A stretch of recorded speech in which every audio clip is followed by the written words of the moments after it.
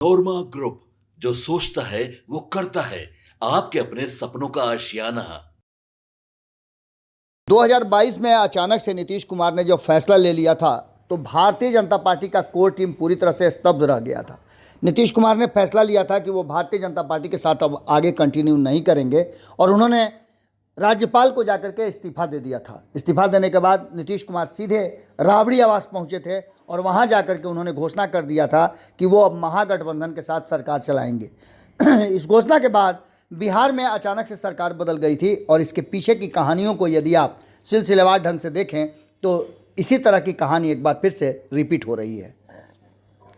2022 में नीतीश कुमार ने सबसे पहला फैसला ये लिया कि नीतीश कुमार को करना क्या है, और नीतीश कुमार के दो सलाह करने वाले लोग थे, दो सलाही थे, जिसमें एक थे ललन सिंह और दूसरे विजेंद्र यादव। इन दोनों के सलाह पर, जैसा कि नीतीश कुमार ने बताया भी था, उन्होंने पाला बदल दिया था।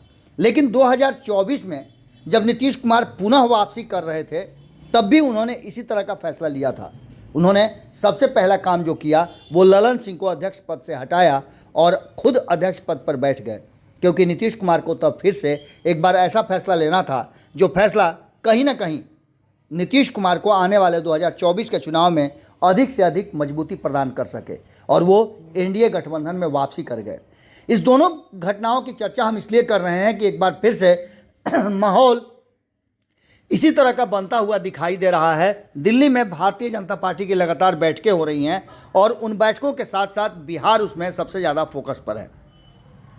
बिहार भाजपा के सभी श्रेष्ठ नेताओं को दिल्ली तलब कर लिया गया है और एक बड़ी बैठक चल रही है। तो वहीं कल ही हमने आपको बताया कि संजय झा को पटना तलब कर लिया गया है।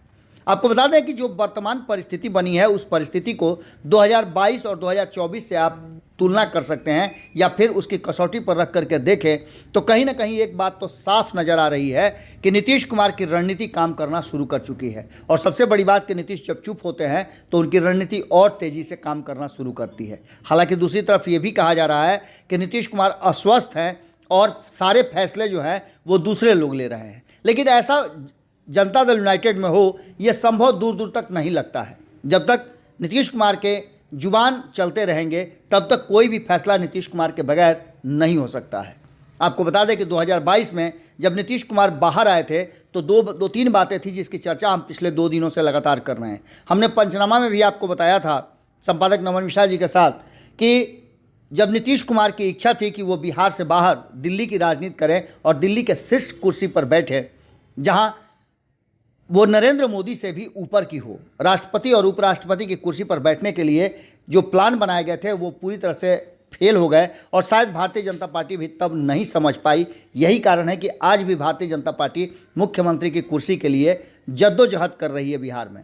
नीतीश कुमार ने तब तेजस्वी यादव के साथ जाकर के और तेजस्वी यादव की तरफ इशारा करके कई बार कहा कि अब तो इन्हीं लोगों को संभालना है, लेकिन ये भी नहीं चल पाया और काफ़ी कुछ नीतीश कुमार के भीतर कॉन्स्पेरेसी कहा जाए तो हो रही थी। जैसे कि सूचनाएं मिली थी कि ललन सिंह और विजेंद्र यादव एक बार फिर से खेल करना चाहते थे और तेजस्वी यादव को मुख्यमंत्री बना करके उनकी पार्टी और उन्हें मुख्यमंत्री की कुर्सी से अलग करना चाहते थे। अब ये बात कितनी सच है इस पर तो दावा हमारा नहीं है, लेकिन चर्चाएं चल रही थी कि इस तरह की कोई बातें हो रही थी जो नीतीश कुमार तक छनते छनते आई और नीतीश कुमार ने तत्काल फैसला लिया कि अगर ऐसा कुछ हो जाता है तो नीतीश कुमार की राजनीति और उनकी पार्टी दोनों उनके हाथ से निकल जाएगी। ललन सिंह के संपर्क में, विजेंद्र यादव के संपर्क में कई विधायक आ गए थे और ये सब मिल करके दूसरे तरफ स्विच करना चाहते थे, लेकिन ये बातें भी नहीं हो पाई और नीतीश कुमार ने तत्काल फैसला लिया और इस फैसले का असर हुआ कि नीतीश कुमार एक बार फिर से एनडीए में वापस आ गए और 2024 का चुनाव लड़ा। इसके बाद ललन सिंह और संजय झा को 2 बड़ी जिम्मेवारियां दी गई थी। एक तो ललन सिंह को केंद्रीय मंत्रिमंडल में शामिल करा करके नीतीश कुमार ने एक बड़ी जिम्मेदारी दी कि वो भारतीय जनता पार्टी के कोर टीम के जो सदस्य हैं उनके साथ संपर्क करें और उनसे फैसला जो नीतीश कुमार का है उसको लागू करवाएं। तो दूसरी तरफ आपको बता दें कि संजय झा को कार्यकारी अध्यक्ष बनाने के बाद ये बातें कही गई थी कि वो एक समझौता करें और जिस समझौते के तहत नीतीश कुमार की बातों को भारतीय जनता पार्टी मानने के लिए मजबूर हो जाए। ऐसे में आपको पता है कि झारखंड के चुनाव में नीतीश कुमार ने 5 सीटों का डिमांड किया था, लेकिन उन्हें मात्र 2 सीटें ही मिली, उसमें से भी 1 सीट नीतीश कुमार हार गए हैं, यानी कि यहाँ संजय झा पूरी तरह से असफल रहे हैं। दूसरी तरफ संजय झा के आवास पर जो मीटिंग हुई, उस मीटिंग से जिस तरह की बातें निकल करके सामने आई और वहीं से कहा जाता है कि अमित शाह का वो बयान छन करके आ गया था कि आने वाले 2025 के चुनाव में एनडीए गठबंधन का नेतृत्व कौन करेगा और बिहार का मुख्यमंत्री कौन बनेगा, इस बात का फैसला चुनाव के बाद होगा। अब इसके बाद आप समझ सकते हैं कि नीतीश कुमार की बाँछें किस तरह की रहेंगी। नीतीश कुमार की भौं तन गई और नीतीश कुमार ने अब यहीं से एक नया पैंतरा शुरू कर दिया। पिछले एक सप्ताह से जो चीज़ें सामने आ रही हैं उसमें नीतीश कुमार को असहज किया है। पहली बात तो ये कि अमित शाह का बयान, जिसका कभी भी कल्पना नहीं कर सकते थे नीतीश कुमार, क्योंकि 2024 में वापसी करने के साथ ही नीतीश कुमार की सबसे पहली शर्त थी कि बिहार के किसी भी मामले में अमित शाह की दखल अंदाजी नहीं होगी। नरेंद्र मोदी के साथ नीतीश कुमार का सीधा संवाद हो रहा था और इस बीच में ललन सिंह को भी ये काम दिया गया था कि वो बिहार में वक्त से पहले चुनाव करा करके नीतीश कुमार को एक बार फिर से मुख्यमंत्री की कुर्सी पर बैठाने का जिम्मा संभालें। लेकिन ये सारी चीज़ें बिल्कुल उल्टे दिशा में जा रही है और अब तो जिस तरह के बयान आ गए हैं वो बहुत कुछ कहानियों को कह रहे हैं। इस पूरी कहानी में एक बात तो साफ आपको नज़र आ रही है कि अभी भी नीतीश कुमार के पास वो ऑप्शन जीवित है जिसमें वो एनडीए से बाहर होकर के मुख्यमंत्री की कुर्सी पर बने रह सकते हैं और आगे भी इसकी संभावना तैयार रह सकती है। ऐसे में भारतीय जनता पार्टी को भी नुकसान होगा। हालांकि नीतीश कुमार, जैसा कि हमने कल भी आपको बताया, कि चाहते हैं कि वो एक बार फिर से 2025 में मुख्यमंत्री की कुर्सी पर बैठ जाएं और आने वाले जो राष्ट्रपति और उपराष्ट्रपति का चुनाव होगा उसमें नीतीश कुमार को भारतीय जनता पार्टी एक बार फिर से दिल्ली की राजनीति में भेज दे। इन सारी बातों को लेकर के चर्चाएं तो खूब हो रही हैं, लेकिन जो भीतर खाने में बात चल रही है उसमें साफ लग रहा है कि न तो ललन सिंह अपने काम पर खरा उतरे और न ही संजय झा पूरी तरह से अपनी बातों को रख पाए हैं। हालांकि संजय झा ने कल सिरे से खारिज कर दिया है अमित शाह के उस बयान को, जिस बयान में अमित शाह ने कहा था कि चुनाव के बाद हम बैठ करके तय करेंगे या जो एनडीए घटक दल की पार्टियां हैं वो बैठ करके तय करेंगी। लेकिन अब संजय झा का कहना है कि किसी तरह का कोई जिच नहीं है और नीतीश कुमार ही नेतृत्व करेंगे, ये भी बात फाइनल है। हालांकि एनडीए के घटक दल भी ये बात कह रहे हैं, लेकिन अचानक से एक बयान का आना, जो फिर से दिलीप जायसवाल ने कहा है कि ये तो हमारे स्तर का फैसला नहीं है, ये तो ऊपर के स्तर के लोग फैसला करते हैं, एक बार फिर से असमंजस की स्थिति पैदा हो गई है। आपको बता दें कि एक तरफ दिल्ली में बैठक और दूसरी तरफ नीतीश कुमार का इस तरह से फैसला लेना, कहीं ऐसा ना हो कि 2022 एक बार फिर से रिटर्न हो जाए।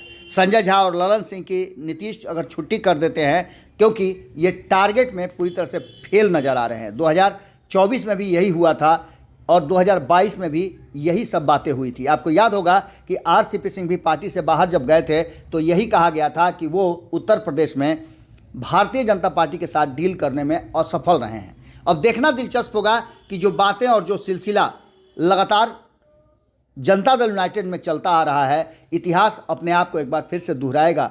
क्या नीतीश कुमार एक बार फिर से बड़ा फैसला लेंगे और संजय झा और ललन सिंह की छुट्टी होगी? क्या होगा ये तो आने वाला वक्त बताएगा। 23 तारीख को नीतीश कुमार की यात्रा प्रस्तावित है। अब देखना ये भी होगा कि नीतीश कुमार की यात्रा होती है या नहीं होती है। जुड़े रहिएगा भारत लाइव के साथ, खबरों का सिलसिला लगातार जारी है। बहुत बहुत धन्यवाद। आपके सपनों को हमने सजाया है, ई होम्स पैनोरामा को हमने बनाया है। ई होम्स मेरा एक सपना था जिस पे मैं पिछले 4 साल से काम कर रहा था। हमने जो बनाया है वो सबने है माना। ई होम्स पैनोरामा में हो आपका भी आशियाना। और फाइनली हमने 2021 में इस प्रोजेक्ट को लॉन्च किया। बहुत लोग अप्रिशिएट कर रहे हैं कि पूर्णिया जैसे शहर में, बिहार के, एक तो बिहार की बात करें उसमें भी पूर्णिया जैसे छोटे जगह में इस तरह का लाइफस्टाइल देना, ये सुन के हम लोगों को बहुत अच्छा लगता है। ई होम्स में हमने कुछ और भी किया है, जैसे हम जिस जगह में रह रहे हैं हमारे फैमिली सिक्योर हो, उनको सिक्योरिटी का ध्यान में रखा है। आपकी सुविधा और सुरक्षा आपके लिए खास है, ये आपका विश्वास है। इसमें आर्टिफिशियल इंटेलिजेंस का 7 लेयर सिक्योरिटी का हमने इस्तेमाल किया है। लस ग्रीन कैंपस को बनाया है। यदि हमारा बाउंड्री वाल है तो वो वर्टिकल गार्डन है, ये जितनी भी फैसिलिटी होता है एक इंटरनेशनल टाउनशिप में ई होम्स है, ये हम लोग विश्वास नहीं कर पा रहे हैं। जो भी हमारे मित्र दोस्त या जो भी हमारे बाहर के बाहर आते हैं तो हम लोगों को बहुत अच्छा सुनने को मिलता है और बहुत अच्छा क्रेडिट मिल रहा है। वो सारा हमने सिर्फ एक बिल्डिंग नहीं बनाया, हमने एक बहुत अच्छा लाइफस्टाइल दिया ई होम्स में, और मेरा एक सपना था जिसको मैं आज फुलफिल होते हुए देख पा रहा हूँ। ये आपका आवास है। ई होम्स पैनोरामा में अब आपका निवास है। E homes panorama, luxurious lifestyle redefined. Panorama group, जो सोचता है वो करता है। अगर ये वीडियो पसंद आई और वह बिहार के राजनीति और बिहारियत से सरोकार रखेनी तो सब्सक्राइब बटन दबा के चैनल के सब्सक्राइब कर ली। ओजे एगो घंटी बा, ओकरा बटन दबा देला से कुल सटीक और मारक खबर रुआ मुफ्त में मिल जाई। अगर रुआ पत्रकारिता के हमनी के नया प्रयोग में सहयोग कर चाहतानी तो ज्वाइन बटन दबा दी। पेटीएम नंबर नोट कर ली 9386816700।